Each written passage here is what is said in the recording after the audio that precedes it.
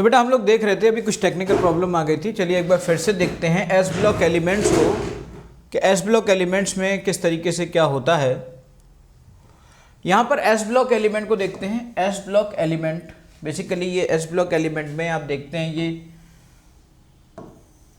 1s 2s, यानी first period में 1s 2s 3s, third period में, फोर्थ पीरियड में आने वाले 4s का लास्ट इलेक्ट्रॉन, 5 पीरियड में, फिफ्थ पीरियड में आने वाले इलेक्ट्रॉन्स का 5s1 या 5s2। इट मीन्स हम एस ब्लॉक एलिमेंट्स का अगर जनरल कन्फिगरेशन की बात करें तो you can write down ns1 to 2, ns1 to 2। ये जनरल इलेक्ट्रॉनिक कॉन्फ़िगरेशन है एस ब्लॉक एलिमेंट्स का, जहां पर n क्या है, principal quantum number, basically period को बताता है। याद रखिएगा किसी भी इलेक्ट्रॉनिक कॉन्फ़िगरेशन में maximum principal quantum number, maximum principal quantum number, principal quantum number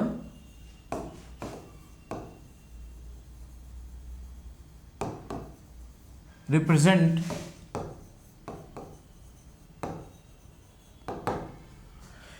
maximum principal quantum number represent number of period. कौन से पीरियड में पहुंचता है, ये एलिमेंट किस पीरियड का है, ये रिप्रेजेंट करता है बेटा। यहां पर अगर जैसे मान लीजिए एलिमेंट 6s1 है, ये लास्ट इलेक्ट्रॉन आपका मैक्सिमम प्रिंसिपल नंबर जो है वो प्रिंसिपल क्वांटम नंबर 6 जाता है, तो याद रखिएगा 6 पीरियड में है। अगर पूरा इलेक्ट्रॉनिक कॉन्फ़िगरेशन आप लिखते हैं और मैक्सिमम प्रिंसिपल क्वांटम नंबर 7 का आता है, कहीं पर 7s1 आ जाए तो समझ लेना कि 7th पीरियड का है। अगर कहीं मैक्सिमम प्रिंसिपल क्वांटम नंबर 5 आ जाए तो समझ लेना 5th पीरियड का है। अगर कहीं मैक्सिमम प्रिंसिपल क्वांटम नंबर 4 आ जाए तो समझ लेना 4th पीरियड का है। तो ये आपका मैक्सिमम प्रिंसिपल क्वांटम नंबर किसी भी इलेक्ट्रॉनिक कॉन्फ़िगरेशन में उसके पीरियड को रिप्रेजेंट करता है।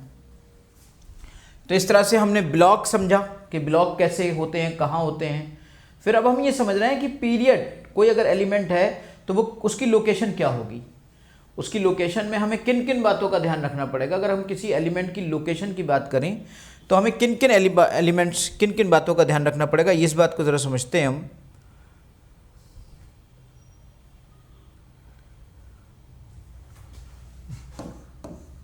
मान लीजिए हम लोकेशन ऑफ एलिमेंट की बात करते हैं, लोकेशन ऑफ एलिमेंट।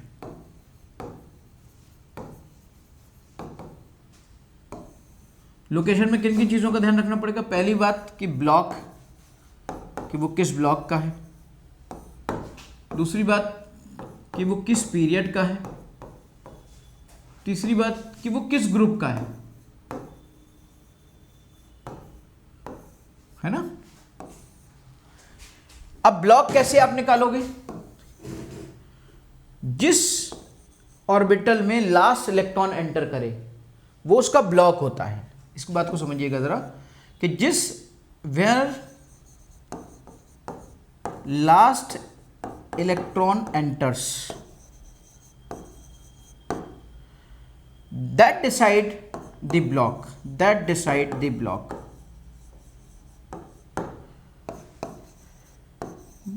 सपोज करिए last electron enter in the s orbital, तो it will be a part of s block.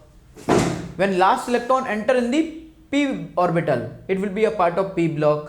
When last electron enter in the d orbital, it will be a part of d block. When last electron enter in the f orbital, it will be the part of f block. तो last electron के ऊपर depend करता है। अगर s से निकल के आता है, s में जाता है तो s ब्लॉक का पोर्शन आ जाता है। अगर p ऑर्बिटल में लास्ट इलेक्ट्रॉन एंटर करता है तो ये p ब्लॉक का मेंबर होता है। अगर d ऑर्बिटल में लास्ट इलेक्ट्रॉन एंटर करता है तो ये d ब्लॉक का मेंबर होता है। और अगर f ऑर्बिटल में लास्ट इलेक्ट्रॉन एंटर करता है तो ये f ब्लॉक एलिमेंट होता है। Now come to the period. अब हम पीरियड की बात करते हैं। पीरियड में क्या होगा, पीरियड में ये होगा, देखिए होगा क्या पीरियड में। पीरियड में ये होगा बेटा कि जो मैक्सिमम प्रिंसिपल क्वांटम नंबर है, maximum principal quantum number principal quantum number in electronic configuration, electronic configuration के अंदर whatever will be the maximum principal quantum number, फिर वो चाहे किसी भी ब्लॉक से या किसी ऑर्बिटल से, उससे मतलब नहीं है, मतलब है maximum principal quantum number. Like कहीं पर अगर मैक्सिमम प्रिंसिपल क्वांटम नंबर 6 आ गई कि वो 6x में या 6p में या 6d में कहीं पर कुछ आ गया, 6 नंबर आ गया, तो मैक्सिमम प्रिंसिपल क्वांटम नंबर अगर 6 आ गया है, इट मीन्स कि वो 6 पीरियड होगा। Maximum principal quantum number in electronic configuration is equal to number of period. किसी भी इलेक्ट्रॉनिक कन्फिग्रेशन में जो मैक्सिमम प्रिंसिपल क्वांटम नंबर होगा, that will decide periods number, कि वो किस पीरियड में होगा, कि उसकी पीरियड की पोजीशन क्या होगी। अब हम ग्रुप की बात करें कि ग्रुप में क्या होगा भाई। ग्रुप देखिए आप, यू नो वेरी वेल कि groups are there 1 to 18, groups आपके 1 to 18 होते हैं। अब आप समझिए, और ये पीरियड्स आपके 1 to 7 है, तो 7 तक आपका 7th maximum principal quantum number 7 जाएगा।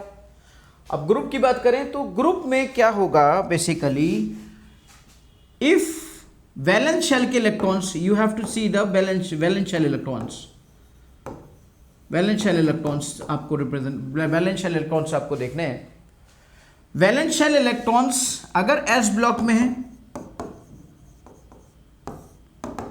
वैलेंस शेल मान लीजिए एस ब्लॉक की लास्ट में आती है, और उसमें अगर आपका 1s है या ns1 है, तो फर्स्ट पीरियड फर्स्ट ग्रुप होगा। ns2 है तो आपका सेकंड पीरियड होगा, सेकंड ग्रुप होगा एस ब्लॉक में। फिर हम पी ब्लॉक की बात करते हैं।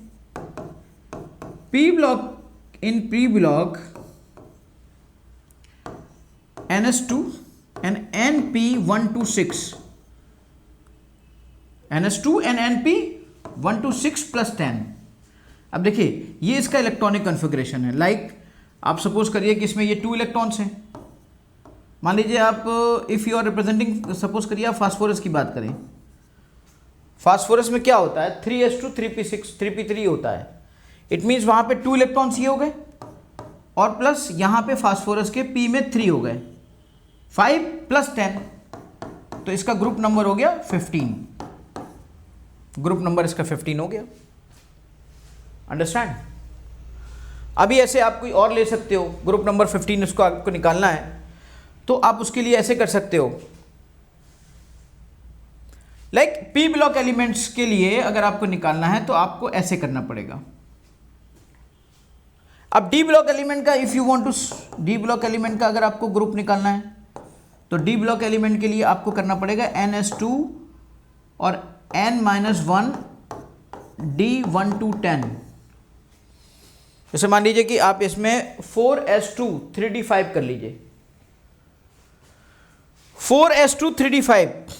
अब यहां पर देखिए कि आप इस चीज को देखिए कि इसमें 2 है और इसमें 5 आ गए, तो 2 + 5 यानी कि इसके प्लस इसके प्लस 10, इसके प्लस इसके प्लस 10, इसमें प्लस 10 करने की जरूरत नहीं है।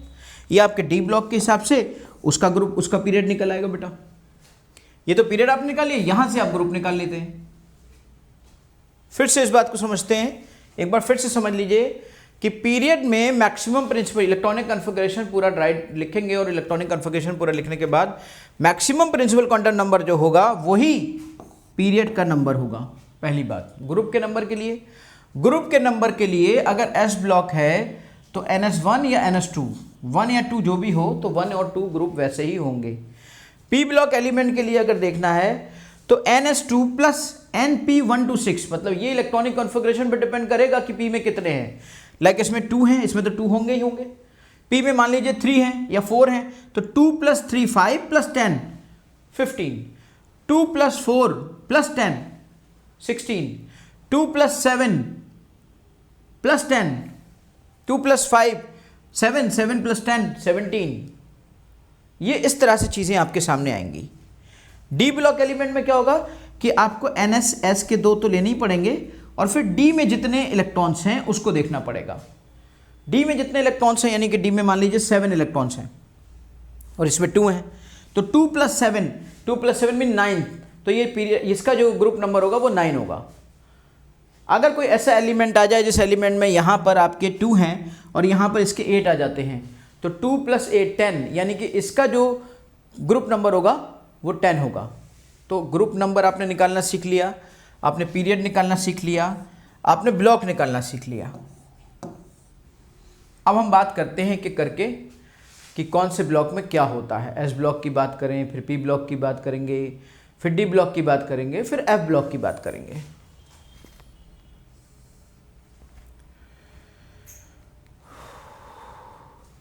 एस ब्लॉक की बात अभी थोड़ी देर पहले हम कर ही रहे थे। फिर से एस ब्लॉक के बारे में हमने आपको देखिए बताया था कि एस ब्लॉक एलिमेंट में उसका जनरल कॉन्फ़िगरेशन NS2 होता है। उसके 2 ग्रुप होते हैं, 1 और 2, फर्स्ट और सेकंड है, फर्स्ट और सेकंड है भी इसे कहते हैं।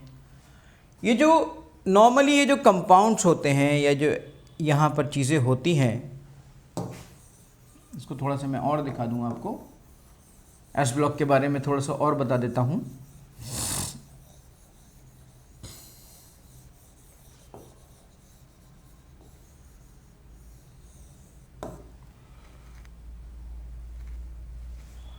तो ये जो एस ब्लॉक के लिए अगर हम देखें कि एस ब्लॉक एलिमेंट्स का जनरल इलेक्ट्रॉनिक कॉन्फ़िगरेशन क्या है, तो हमने समझ लिया कि भाई NS 1 to 2 general electronic configuration है। इसका मतलब ये हुआ कि ये फर्स्ट ग्रुप या सेकेंड ग्रुप के हैं। अगर ये फर्स्ट ग्रुप का है कोई, तो उसकी आउटर मोस्ट शेल में सिंगल इलेक्ट्रॉन होगा, और अगर कोई सेकेंड ग्रुप का है तो उसकी आउटर मोस्ट शेल में there will be 2 electrons. It means इनका जो ऑक्सीडेशन स्टेट है वो ऑक्सीडेशन स्टेट इसका +1 हो सकता है, इसका ऑक्सीडेशन स्टेट आपका +2 होगा। फर्स्ट ग्रुप में जितने भी एलिमेंट्स होंगे उनका ऑक्सीडेशन स्टेट +1 होगा, जितने भी इसमें होंगे इसमें +2 होगा।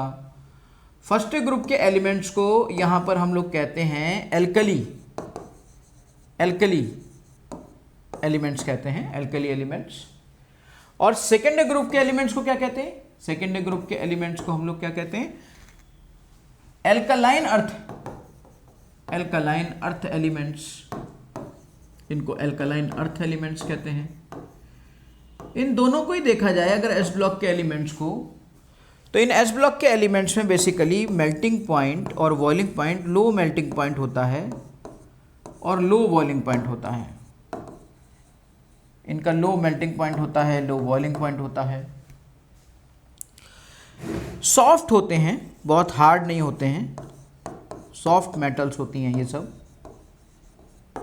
गुड कंडक्टर्स होते हैं।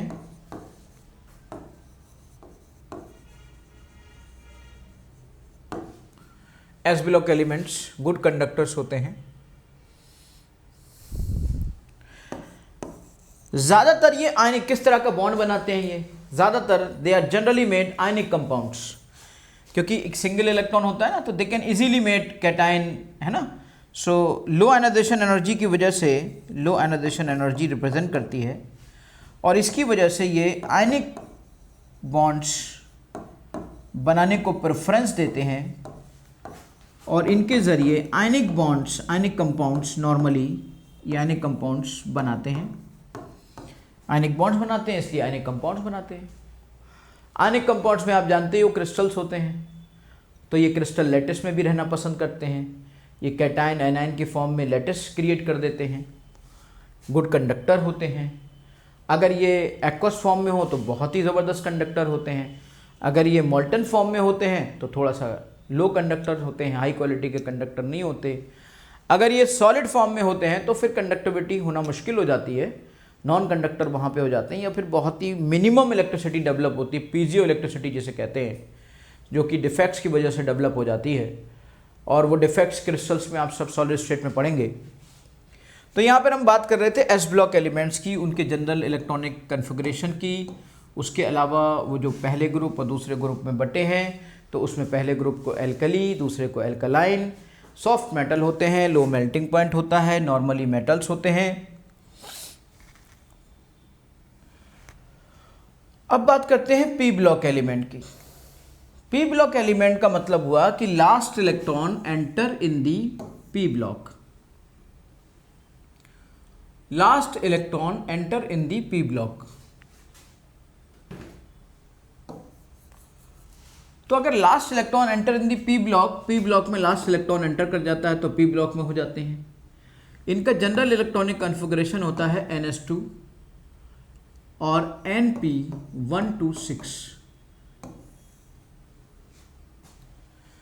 याद रखिएगा, अगर इनके हम पीरियड की बात करें तो पीरियड इनके प्रिंसिपल क्वांटम नंबर पर डिपेंड करेगा, मैक्सिमम प्रिंसिपल क्वांटम नंबर पे। ग्रुप की बात करें, अगर किसी का इलेक्ट्रॉनिक कॉन्फ़िगरेशन सपोज करिए, अभी थोड़ी देर पहले मैं ग्रुप की लोकेशन बता रहा था, किसी का इलेक्ट्रॉनिक कॉन्फ़िगरेशन सपोज करिए 4s2 4p4 है, तो मैंने बोला था कि वहां पर आप s के इलेक्ट्रॉन्स मीन्स 2, p के इलेक्ट्रॉन 4 और 10 और ऐड कर दीजिएगा, इस तरह से 16 आ जाएगा ग्रुप नंबर।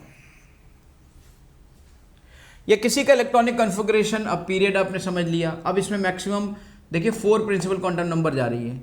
अगर ये मैक्सिमम लास्ट वैलेंस शेल के इलेक्ट्रॉन है, 4 मैक्सिमम जा रहा है, तो पीरियड इसका 4th होगा,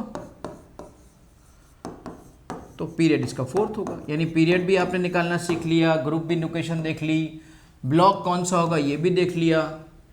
पी ब्लॉक के एलिमेंट्स, इस ब्लॉक के एलिमेंट्स को कलेक्टिवली रिप्रेजेंटेटिव एलिमेंट्स भी बोर ने कहा। पी ब्लॉक के एलिमेंट्स जितने भी होते हैं, जैसे कि आपने देखा था एस ब्लॉक में वो सब के सब आपके मेटल्स हुआ करते थे, सिर्फ हाइड्रोजन को छोड़कर। लेकिन पी ब्लॉक के एलिमेंट्स ऐसा नहीं होता, पी ब्लॉक में हर तरह की चीज़ें हैं। पी ब्लॉक में you can also contain metals, कुछ मेटल्स होते हैं, कुछ मेटलॉइड्स होते हैं और कुछ आपके नॉन मेटल्स होते हैं। नॉन मेटल्स तो अच्छे खासे होते हैं, इनर्ट गैसेस भी होती हैं, है ना, these all are non metals. इनके अगर हम ऑक्सीडेशन नंबर की बात करें तो जनरली ये कोवेलेंट कंपाउंड्स बनाते हैं। पहली बात तो ये कोवेलेंट बॉन्ड्स बनाते हैं, और कोवेलेंट बॉन्ड बनाते हैं यानी कि कोवेलेंट कंपाउंड्स भी बनाते हैं।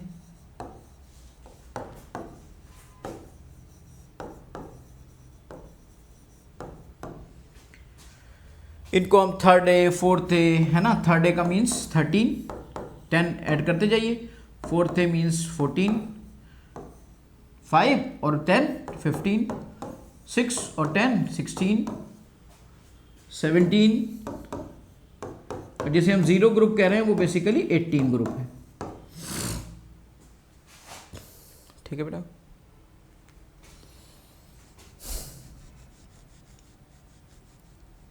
ये आपका पी ब्लॉक एलिमेंट्स का।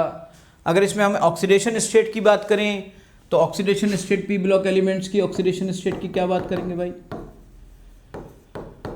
बहुत ही वेरिएबल ऑक्सीडेशन स्टेट होती है। बड़ा लंबा चौड़ा ऑक्सीडेशन स्टेट का यहाँ पे ग्राफ मिलता है। नॉर्मली वेरिएबल ऑक्सीडेशन स्टेट्स होती हैं, बहुत सारी चीज़ें यहाँ पे मिलती हैं। जैसे आप ऑक्सीजन को ही देख लो, तो अगर ऑक्सीजन यहाँ पे देखा जाए तो ऑक्सीजन का -2 से लेकर +2 तक चीज़ें रहती हैं। सल्फ़र की अगर बात देख लो तो -2 से लेकर +6 तक रहता है। So there are so many kind of oxidation state में, तो बहुत ही वेरिएबल और बहुत बड़ा नंबर होता है इनका। फिर अगर हम इनके कंपाउंड्स की बात करें तो नॉर्मली कोवेलेंट कंपाउंड्स होते हैं, फिर कुछ ऑक्साइड्स होते हैं, एसिडिक होते हैं, बेसिक होते हैं, वो सब चीज़ें यहाँ पर आगे चल के हम लोग डिस्कस करेंगे। अगर पी ब्लॉक एलिमेंट्स की जनरल क्वालिटी की बात की जाए तो एक लफ्ज़ में मैं कह सकता हूँ ये कलेक्शन है सभी चीज़ों का, मेटल्स का, नॉन मेटल्स का, है ना, मेटलॉइड्स का। और इसके अंदर अगर इनकी मेल्टिंग पॉइंट की बात की जाए तो relatively melting point boiling point S block से तो काफ़ी ज़्यादा होते हैं। और अगर आप पीरियड में मूव करेंगे लेफ़्ट टू राइट तो ऑब्वियसली इनकी इलेक्ट्रोनेगेटिविटी भी बढ़ती चली जाती है। इसके अलावा इनके ऑक्सीडेशन स्टेट के लेवल भी बढ़ते चले जाते हैं, इनकी रिएक्टिविटी भी बढ़ती चली जाती है। डी ब्लॉक एलिमेंट्स की अगर हम बात करें तो डी ब्लॉक एलिमेंट्स में basically if we want to say D block element, तो डी ब्लॉक एलिमेंट में पहली बात तो ये हो गई कि भाई डी ब्लॉक एलिमेंट कैसे डिसाइड होगा। Even last electron enters in D block या D orbital, so it will be D block element. तो ये डी ब्लॉक एलिमेंट का पार्ट होगा। डी ब्लॉक एलिमेंट को हम ट्रांजिशन एलिमेंट भी कहते हैं। इसके अलावा हम एक बात और कह सकते हैं कि इसका जो जनरल इलेक्ट्रॉनिक कॉन्फ़िगरेशन होता है वो NS0 to 2 N-1 D1 to 10, या फिर NS 1 to 2 N-1 D1 to 10, इस तरह से या तो ये होगा या ये होगा। मीन्स हो सकता है कि इसमें कभी कभी ज़ीरो भी हो जाए, वो किसी ऐसी एक्सेप्शनल स्टेट होंगी, लेकिन अदरवाइज ज़्यादातर ये आपका NS 1 to 2 और N-1 D1 to 10 होता है बेटा, है ना। नॉर्मली अगर मैं यहाँ पे एक जनरल टर्म में इसे कलेक्टिवली बोलूँ तो मैं I can say NS2 N-1 D1 to 10, ऐसे मैं बोल सकता हूँ। अगर मैं यहाँ से ग्रुप नंबर निकालना चाहूँ कि ग्रुप कैसे निकलेगा, तो मैं कहूँगा कि मान लीजिए कोई मेरे पास 4S2 और 3D6 है, मुझसे कोई पूछे कि ये किस ग्रुप का मेंबर है, तो मैं कहूँगा कि S वाले को जोड़ लो 2 और D वाले को जो 6 + 8 8th ग्रुप का मेंबर है ये। यहाँ पे सिंपली S के इलेक्ट्रॉन और D के इलेक्ट्रॉन को ऐड कर लिया जाता है वैलेंस शेल के, और उसी से हमारा ग्रुप निकल आता है। ओके बेटा, तो सब कुछ साइंटिफिक है, बहुत कुछ साइंटिफिक है।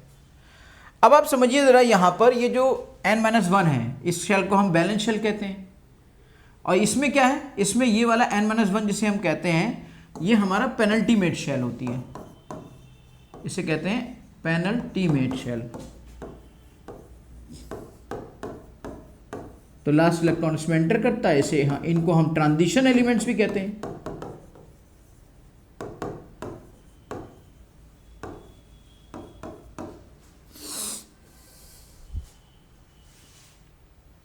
ओके, फिर हम बात करते हैं, चलो भाई, एफ ब्लॉक एलिमेंट्स की।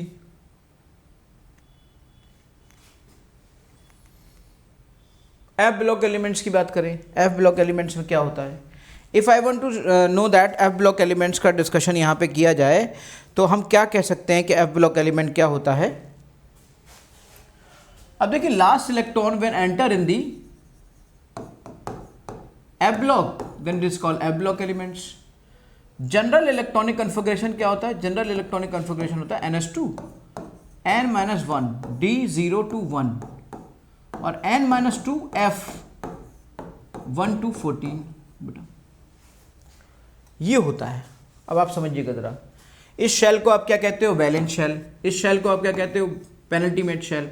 इसको क्या कहते हो, इसको कहते हो anti penultimate shell.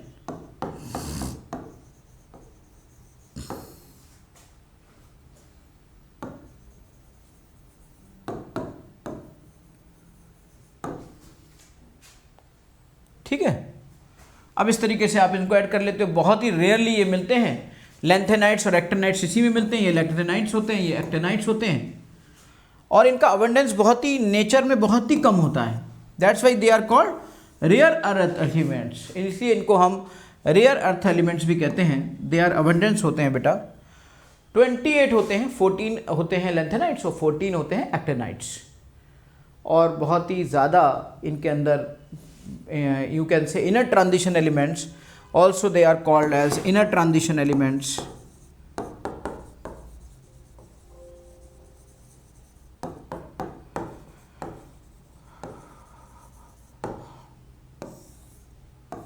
Anti penultimate shell के रेयर थर एलिमेंट्स, लेंथेनाइट्स, एक्टिनाइट्स। लेंथेनाइट्स के बारे में मैं पहले भी बोल चुका हूँ, एक्टिनाइट्स के बारे में पहले भी बोल चुका हूँ। ओके बेटा, इस तरीके से आप यहाँ तक देख सकते हो कि हमने ब्लॉक्स में इनको डिस्ट्रीब्यूट किया, और फिर अब पीरियोडिक टेबल का ऑलमोस्ट चीज़ों का हम डिस्कशन कर चुके हैं। कुछ क्वेश्चंस को हम और देख लेंगे, और उसके बाद ये पीरियोडिक टेबल का डिस्कशन हमारा ख़त्म हो जाएगा। इसके बाद हम इसकी पीरियोडिक प्रॉपर्टीज़ का डिस्कशन करेंगे।